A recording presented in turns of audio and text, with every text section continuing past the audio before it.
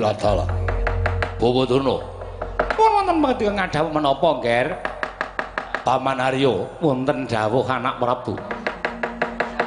Lelakon iki nek dianggep gampang, ya gampang. Nah, yen dianggep angel, ya angel. Liripun Paduka anak Prabu Baladewa paring dawuh mekaten, kanthi dasar menapa paring Bapa Cemadong dawuh? Kula wis semago nglamarake Lesmana Mandra Kumara. Mongko kula wis kebacut sumpah kersane Kyai Prabu Duryudana. Kelakon lan ora Lesmana dawuh karo Nalawati niku dadi tanggung jawabe Baladewa. Yen nganti Nalagaring niki mengke ora maringke anake wadon jeneng Nalawati. Kula wis sago ngamuk teng padusunan Bluluk Tiba niki papan durung isi Nalagaring. Nuwun sewu, Ger, nuwun sewu. Estunipun sareng kula petang-petang tuwin kula gelar lan kula gulung.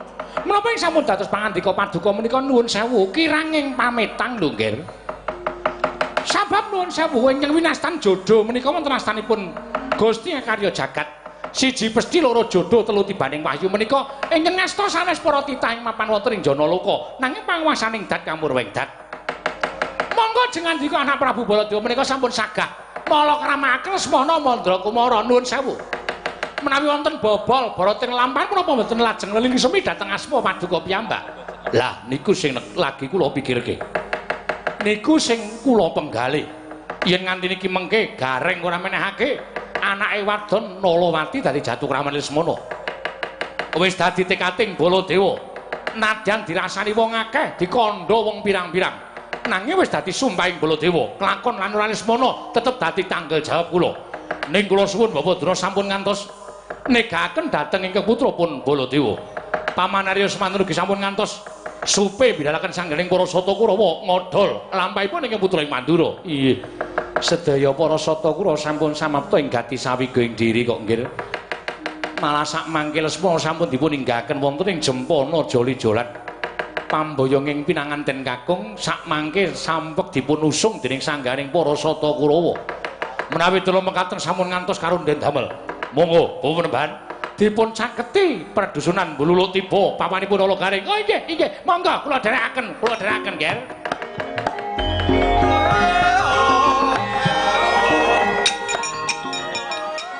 Oh. Kadanging pun Kakang Nyai Setyaki. Wonten timbalan kadang menapa Kanjeng Koko Prabu? Kakang Anoman wonten timbalan sinuwun. Nggone ingsun jugar sarta budal saka negara Indrawati sayekti midhanget pawarta ing bina tombok bakul sinambiwara nganti gawe hujating para kawula sak negara Indrawati apa Setyaki durung puninga kawedha dodo kula kapendhetuh manah kula mboten mangertos menapa wigatosipun Kanjeng Koko Prabu nganti dhateng rayi bidal saking negari Indrawati. Dimas wonten dawuh kowe tak kandhani ya pawarta ingkang sumebar warata saindenging jagat padha ngandhakake lamun panakawanku ya kuwi panakawaning Dimas Setyaki apa dene panakawaning kadang-kadangku para Pandhawa. Ya kuwi si Nalagaring bakal duwe gawe mantu. Lho. Nuwun sewu. Nalagaring badhe gadah damel mantu. Ya pancen mengkono. Lho sinuwun. Ingkang dipun Nalagaring badhe gadah damel mantu. Anoman pancen kebenaran mengkono. Mongko saka pitunganing nata Ndarawati wis akeh labuhane Gareng kelawan negara Dewalaka. Nadyan Gareng kuwi derajate ngaceplik wong loro saudon telu saurupan. Derajate mung panakawan nanging yen to labuh tumrap negara Ndarawati. Upama tak ijoli nganggo akeh brana picis mesti ora bakal bisa sak traju sak bobot kelawan apa yang wis ditindakake Nalagaring. Mula wektu dina iki bot ripoting Nalagaring uga dadi bot ripoting nata Ndarawati. Budaling nata Ndarawati lumrap ana ing negara utawa ing Bluluk Tiba. Samengko bakal mbantu marang bot ripoting Nalagaring aja nganti padha mestani lamun Ratu Ndarawati mutatuli marang kahananing Nalagaring. Menawi kula mekaten lajeng tindak paduka menapa ugi dinten sak mangke menapa ngentosi wahyaning mangsa kala ingkang prayogi. Setyaki wonten dawuh. Pun Kakang ngambah Jumantara Syah ditutno ayang-ayanganing pun Kakang. Yen to ana payo-payong katemping samirana ana bobol boroting lakon lan ana ingkang bakal marojol saka sela-selaning garu. Luwe-luwe bakal gawe geger kahananing Bluluk Tiba. papaning Sinala Gareng ngundurna aja nganti gawe bot repoting Panakawan. Lho ngestaken dawuh. Ayo Setyaki, Sawi, kula ngrupine tindak kuling badhe niraken Jengkar Paduka Kanjeng Koko Prabu. Anoman aja keri. Lho ngestaken dawuh Sinala. Ngaglah kaya ndha mentang kaya gendhewa. Ora pangling Setyaki. Dasar para nyata iki Kartomarma. Lho. Nyelangkrak sak dhuwuring tenggak. Arantak laku ning para Wadyabala Kurawa. Liwat papan kene. Aku nisih ngiwa, kowe ngadangi ngiwa, nisih nengen, kowe ngadangi nengen. Niatku ora bakal duwe niat sing ala kalawan Setyaki, nanging sebab apa kowe ngendhek laku ning para Wadyabala Kurawa?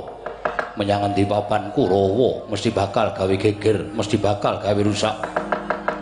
Ayo neku open jalin golek dalan nyangkal putung aja liwat dalan kene. Lho, Setyaki, iki ke bawah keperintah negara Ngastina, ora peduli. Ora gelem lunga sing arepaning Setyaki aja takon terus tak babati gamal tak gulungi genderamu. Walah dalah.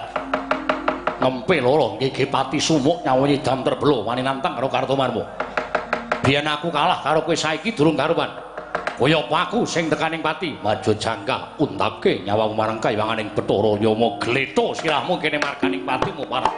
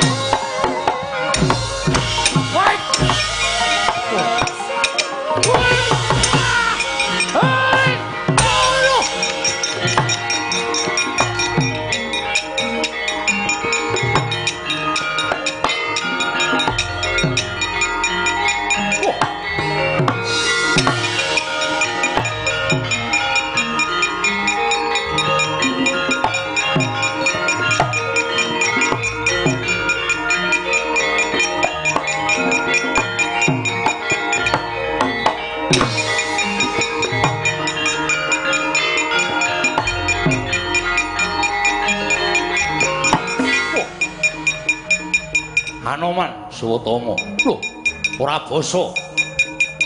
Kowe kewan aku menungso, kewan ora basa karo menungso. Menungso rak kowe, mbokmu jaran. Wah, setan. Kaya apa aku sing tekaning pati? Ayo maju. Cacah rendeng tak kombur. Wah, setan.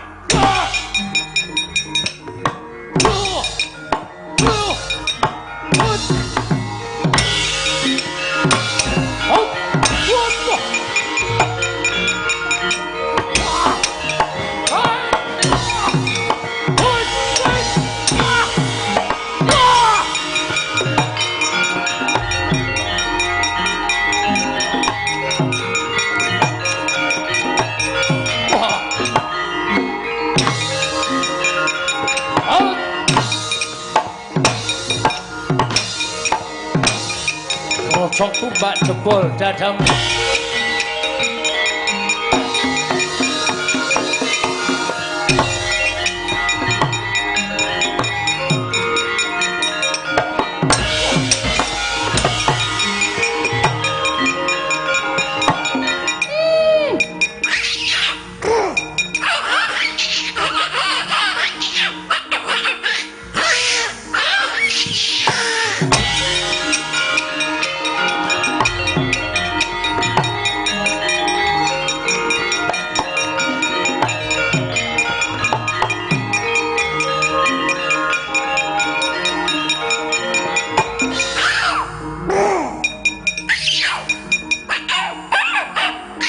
Wah.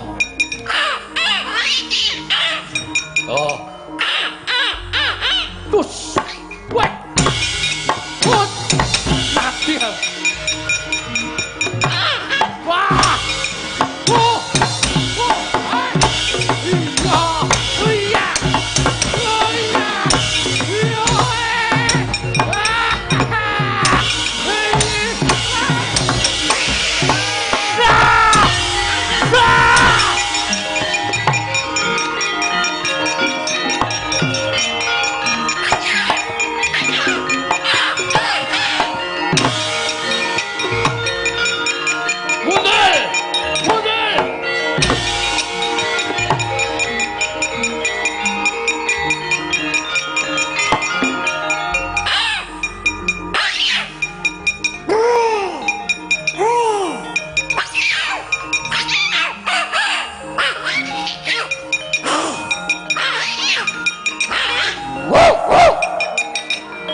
Modal we.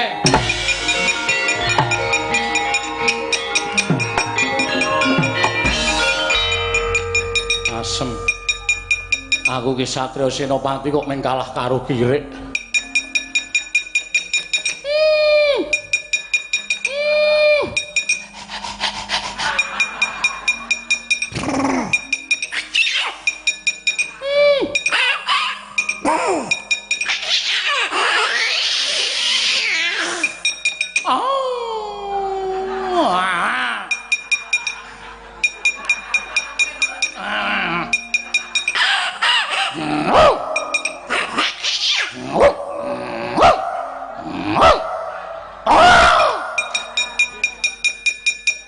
Gleleng iki lho, Don. Durmagati kok ya isa-isane duwe akal to ya. Ing atase munyuk mere ngamuk. Kok dheweke kok ya ngerti nek nyuwara Kirik ki iso ngalahke munyuk. Lagi iki aku ngerti Anoman kok kalah karo Durmagati. Terus le.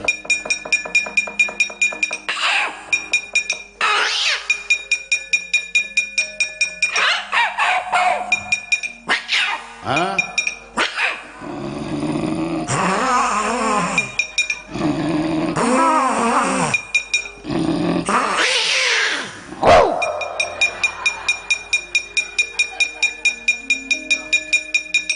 Aku wegah nek carane ngono kuwi. Aku cangkemmu ya elek. Apa dikira aku wedi ora aku ora wedi tok ngono ning kuwi. Gila aku. Milis lho. Iya apa untumu cek putih-putih ngono kuwi. Gili jiji ora. Pokoke nek kowe ora meneng le bekel, aku ora meneng le njegok. Wes. Iki meng ngelmu ledek munyuk iki. Ora ana sing jeneng Kilik kok numpak munyuk, munyuk numpak kilik. Mongko nek kilike nesu munyuke mesti wedi. Ya kowe apa aku sing tekaning pati? Manut, aku ya siap, kowe ya luwih becik.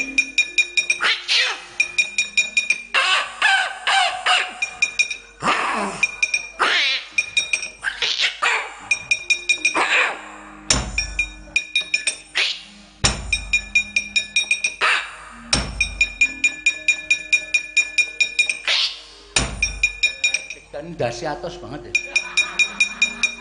Diantil mosok gak apa-apa iki. Kuwi plejulik. Entekno tenagamu milih awakku.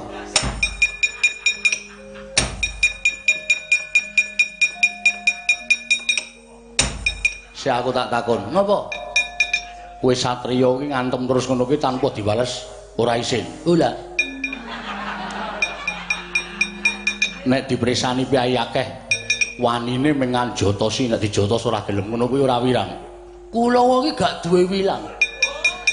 Kulawa dilatih kowe cilik iki aja nganti duwe izin, aja nganti duwe wilang.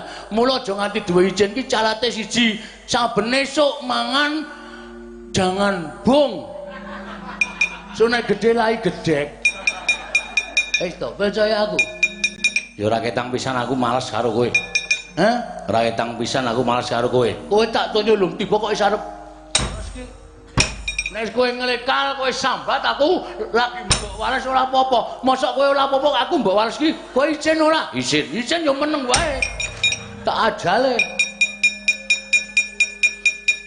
Wah mungsuh wong edan. Edan yo ben sing penting menangan. Wong edan bebas kok. Aku tak ngantem ora ijo. Kudu aku sik ngantung nganti kowe nglecak. Kowe tak antem nganti kloso loro, aku lagi mbok wales nyo. Waduh mati aku. Ngapusi. Aku ki kulino ngapusi diapusi. Lolo iki ketok ora. Ayo, legane atiku. Pokoke nek kowe urung nganti kalah, aku gak bakal gelem tok wales. Nek kowe wis kalah, aku mesti tok wales gelem.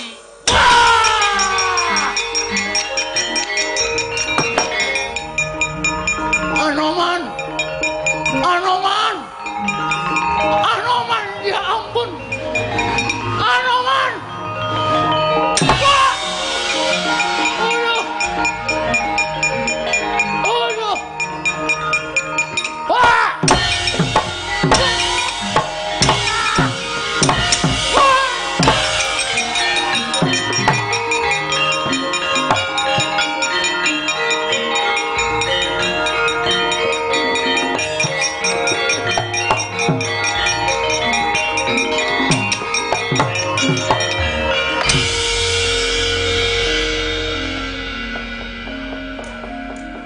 Piye, Dul? Lemuk. Kaya mau kowe nyuwara kirik iso ngalahke Anoman. Ming mundul tok ning gak kalah. Terus Anoman tak jotosi sak kayang-kayange gak dilasake babal blas. Kula kon ajeng dibalas kula emoh wong mlika deleng kalah kok. Ah iya. Leno pangendange saking kesenengan kula ning jotos, tangan kula disaut set. Anoman ngantil lae kula bles kula bengok aduh candak sirah kula cedhake ngenten iki tangane Anoman wis kemitil apa kemitil kula ndlodhok sak kayange diantil lambe kula bles cekakal candak awak kula dunggah gebuk dada kula sak kayange Mas kalah kawon mundur. Angge napa kalah kok maju melih. Mundur ngaso. Ayo. Jak kula man. Kalah Kartomarma kawon Musah Sencaki. Pejah kula man. Kalah mungsuh sapa Satama kawon Musah Anoman. Sapa sing durung maju leganing atiku. Anoman karo Sencaki ngadangi laku ning Kurawa. Sirnak kele cah bagus. Watak. Citraksi. Jangan. Arep maju apa? Momong suwe. Sencaki. Waduh. Wani ora? Jujur mboten wani. Liliyane Senyaki Anoman. lah Anoman iku munyuk Lah iya. Pateni le. ning Digdaya. Ah iya. Terus Loro niku kula ora wani. Liliyane liyane ora ana anane ming loro kuwi. sing murah ra apa-apa. Rumangsaku kok njur rawur-rawuran ora. Kowe iso ngalahke Anoman, iso ngalahke Sencaki. Bumi langit tangkep kowe njaluk ganjaran apa tak turuti. Mangkata lecah bagus. Kula atus wiyan.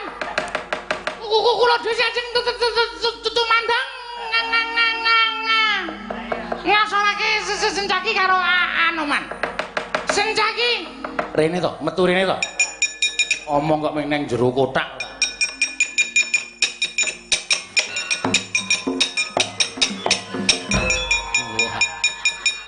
Wis gek sumbar.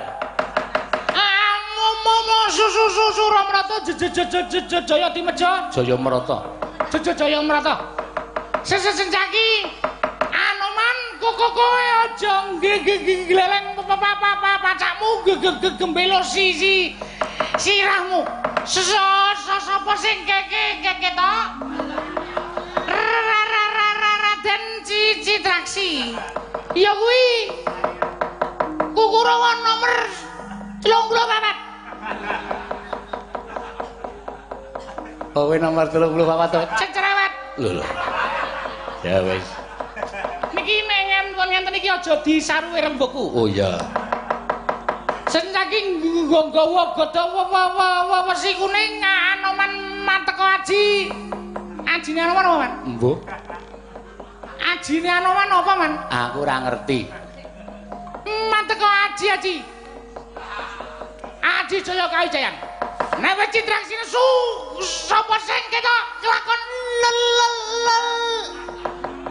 Lebur. Tumpur. Tanpa Dasmu. tanpa dadi. Sesencaki sirnake Sencaki kelakon alias almarhum. wah aku kok salah terus to. Rekane ngandani kok malah salah. Almarhum Anoman kelakon Tinju. Tinju ngakerat. Goblok. Ya. Minggat. Sencaki kon minggat. Kowe kuwi. Oh. Tak kirane sencaki. Rumangsane. Mati dening aku.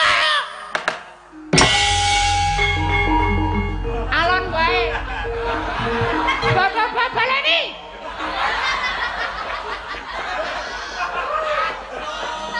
Ngene iki lho. Dodok, jeleng. Kum.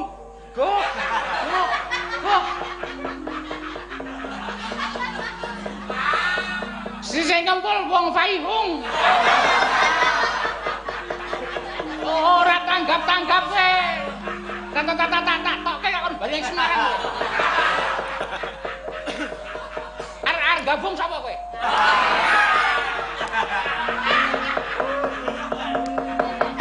Sesenjaki Anoman ora minggat kelakon tinju akhirat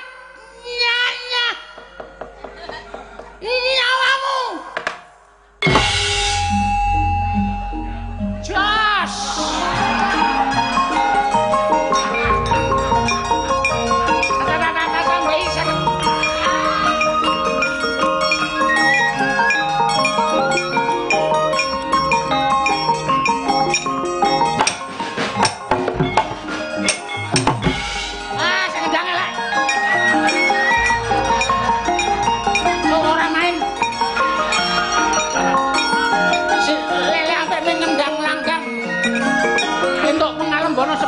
Jakarta.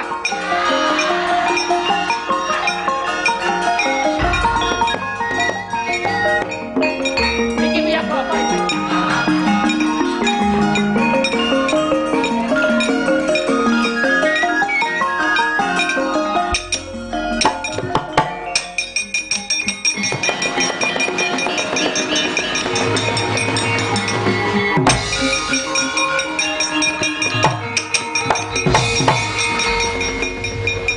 Senjaki. Apa Kang Katon? Iki pusaka Kurawa 100 cacahe tak gawa kabeh. Kowe njaluk mati nganggo cara piye?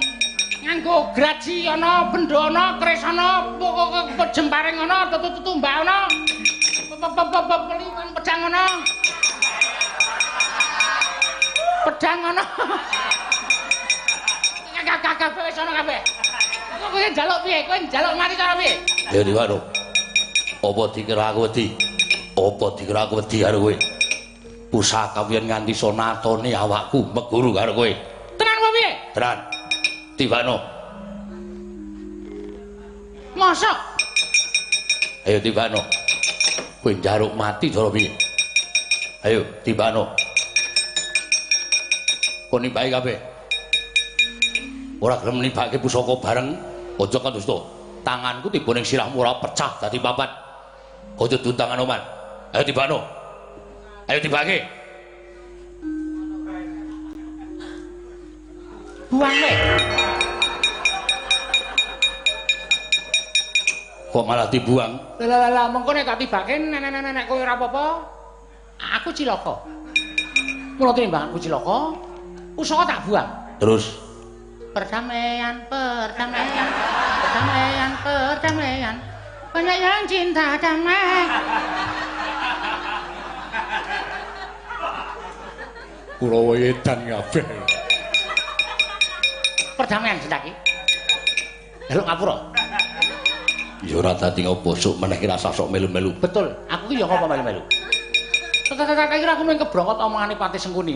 Bareng tekan kene aku arep nggo pusaka pirang-pirang iki nek nomor kowe aku tetep gila, yakin. Ngono. Wis bali. Iya, aku panjenengan niat bali. Senjaki, wis aja nganti kalah karo para Sata Kurawa. Gepuki kabeh para Sata Kurawa. Nak tak botohi pancen do ngeyel kabeh. Aku tak mundur, mengko nek kira sing maju patenono Senjaki. Yo, aku manut karo kowe Senjaki. Ya, bagus. Terima kasih. Salam perdamaian.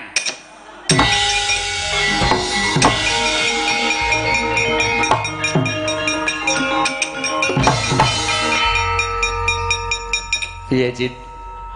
Perdamaian. Perdamaian piye? Kula nggawa pusaka akeh banget, Mang. Heeh. Disumbari harus Senjaki. Tibakno nenek nganti ana sing gawe bobak kulitku, aku meguru karo kowe. Sanalika ndrodok ati kula. Leleh kula nggawa pusaka saya kendho. Terus Anoman metu. lho, Anoman yo ngetok. Ayo kok tibake. Nek nganti iso gawe babak kulit Anoman, bumi langit tangkep. Nek ora iso nganti gawe babak kulit Anoman, ana menungso rak cacah-cacah ndase. Saya merinding. Terus pusaka akeh banget mau. Kuku kula buang teng kalen. Gawe pusakane wong birang-birang kajenge golek dhewe-dhewe. Kula ndak ora digawean. Terus Bareng pusaka kula buang, wong loro isih mentelem kula terus nyanyi. oh, Perdamaian. Banyak yang cinta damai. Tangane Senjaki kula cekel. Senjaki aku ndelok ngapura. Ora dadi ngopo. Anoman aku ndelok ngapura, ora dadi ngopo. terus le perang. Ora sida goblok banget iki. Wong jelas pusaka tak buang kok. Perange kapan? Perang. Mbok ya sing rukukon, sing apik. Sabar, ikhlas. Perang ki entuke apa? Wong ora mikir. Ketoke pate.